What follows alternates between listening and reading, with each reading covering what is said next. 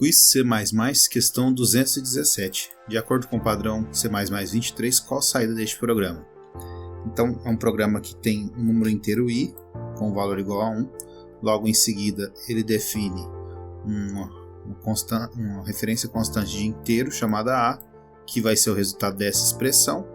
Logo depois, então, ele muda o valor de i para 2. Então, ele manda imprimir o valor de i e de a.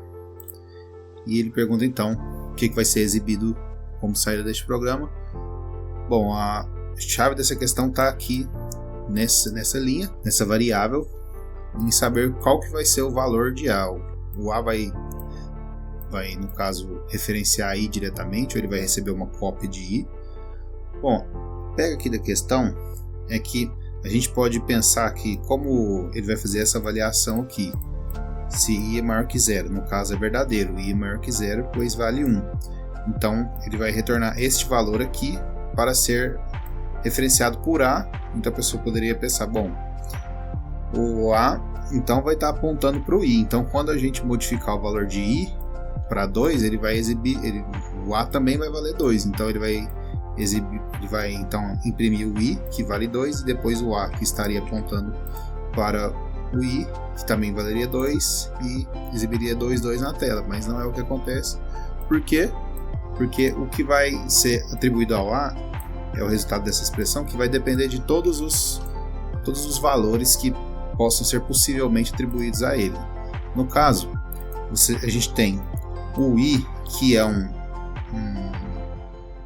L-value, ou seja, ele é uma variável que pode receber um valor, e o 1 ele é um R-value, ele é uma variável que pode atribuir valor aos outros, mas não pode atribuir um valor a ele, porque ele já é o valor em si, né?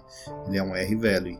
Como essa expressão aqui pode retornar tanto um L-value quanto um R-value, então o tipo que vai ser atribuído a vai ser reduzido então a um L-value, que seria o L-value do 1, quer dizer, mesmo ele recebendo o i como valor, porque é o valor, digamos assim, mais redutível possível, né?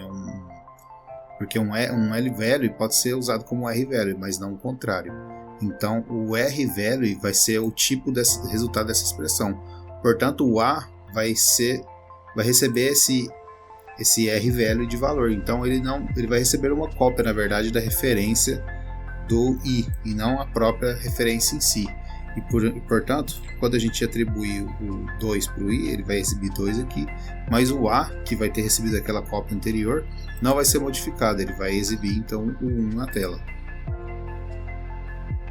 como é mostrado aqui.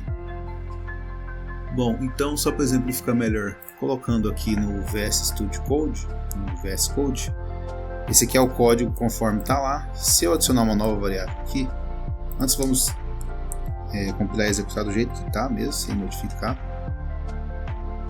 e executar. Então ele exibe 2, 1, justamente por isso, porque o a ainda está valendo 1, mas se eu adicionar uma nova variável aqui, chamada de j, por exemplo, e ao invés de eu analisar entre i e 1, eu ter as possibilidades de i e j para atribuir a a, então agora o resultado vai mudar, porque agora os dois resultados possíveis para a são L-values.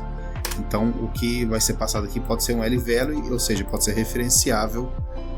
Então o a também vai poder referenciar, no caso o i, porque tanto o i quanto o j são R-value. No caso foi o i que foi atribuído aqui, mesmo se eu mudar o j não vai fazer diferença, né? Porque ele vai estar apontando para o i. Então essa é a questão de hoje. Eu agradeço a presença de todos e até a próxima.